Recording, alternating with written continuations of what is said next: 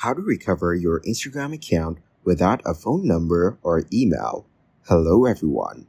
In this video, I will show you how to recover your Instagram account without a phone number or email. First, open Google Chrome and search for Help Center Instagram. Then tap on the first link that appears. After that, search for Forgot Password in the search bar. Now tap on the option to recover your Instagram password. Here on the login screen below the login button, tap Forgot Password. Next, enter your username, email, or phone number. Then tap Continue and follow the on-screen instructions.